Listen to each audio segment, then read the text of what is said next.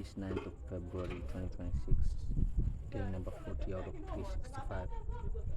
Tarehe leo ni tarehe 9 mwezi wa pili mwaka 2026, siku ya 40 kati ya siku 365 za mwaka huu.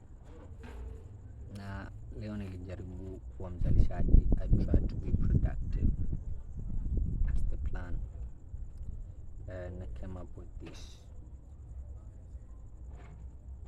Like all the existence has the same source, but it's more important to identify the groups.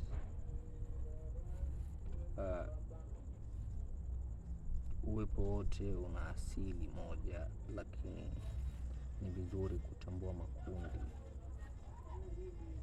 ya vilivyokuwepo.